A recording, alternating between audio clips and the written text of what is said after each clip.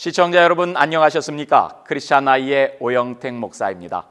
오바마 케어가 시작되는 시점에서 시사월간지 디 애틀란틱이 복지 분야의 선진국인 핀란드의 모습을 기사화했는데요. 그 내용을 소개해드립니다. 핀란드는 세계에서 가장 복지 제도가 잘 되어 있는 나라 중 하나입니다.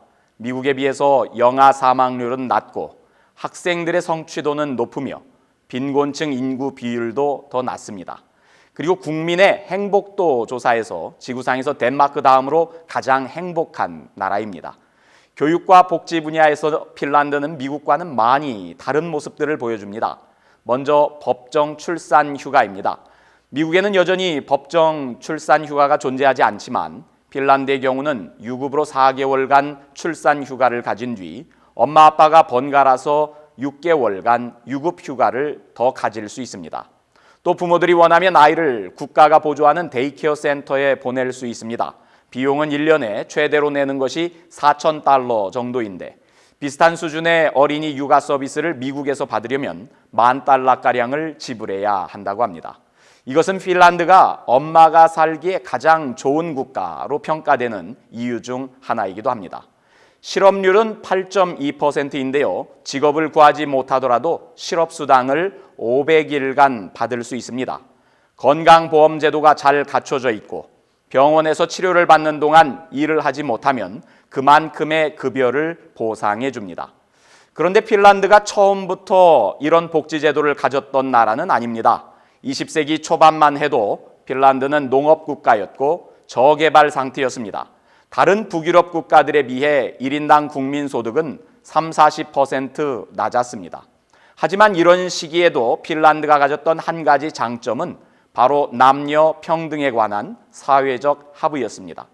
핀란드는 어린이 성장과 육아시설 강화에 많은 노력을 했는데 그 이유는 바로 20세기가 시작되던 시점에 핀란드의 독립과 민족국가 형성에서 여성이 핵심적인 역할을 했기 때문입니다.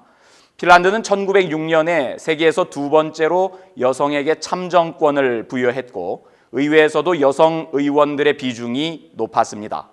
콜롬비아 대학에서 핀란드에 대해서 가르치는 앨런 마라코비츠 교수는 여성들이 현대의 핀란드를 만드는 데 큰 역할을 했기 때문에 출산과 육아에 따른 휴가와 같은 부분이 복지 정책에 자연스럽게 녹아들어갔다고 주장합니다.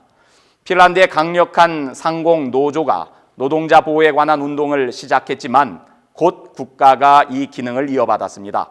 오늘날 80%의 핀란드 직장인이 노조에 가입되어 있는 회원입니다. 참고로 미국의 경우 노동자의 11%만 노조에 가입되어 있습니다.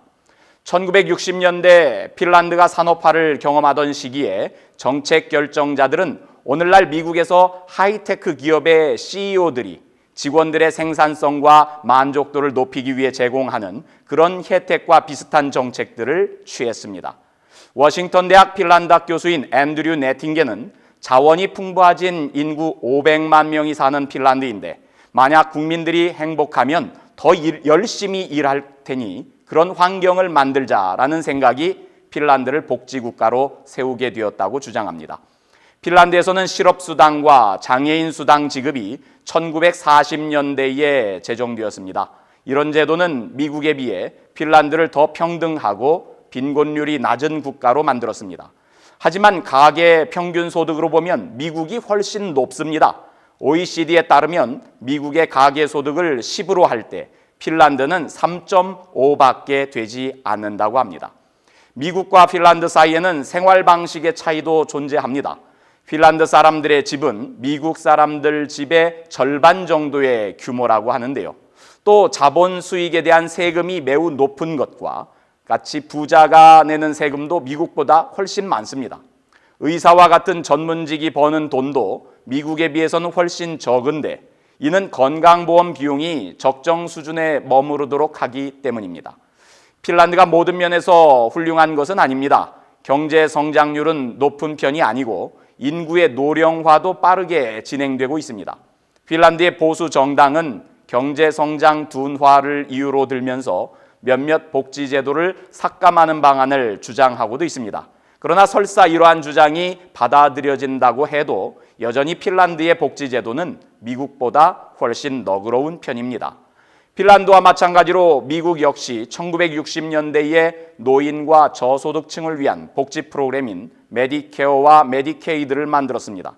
그러나 역설적으로 미국인들이 정부의 복지 정책에 대한 불신이 증가한 때도 바로 60년대입니다. 많은 사람들은 미국 내에서의 이러한 불신의 원인이 바로 인종 문제라고 지적합니다. 미국의 중산층 백인들이 정부가 자신들에게서 세금을 거두어 열심히 일하지 않는 저소득층인 흑인들에게 혜택을 나누어 준다고 생각했기 때문에 미국 내의 복지 제도가 발달하지 못했다고 진단합니다.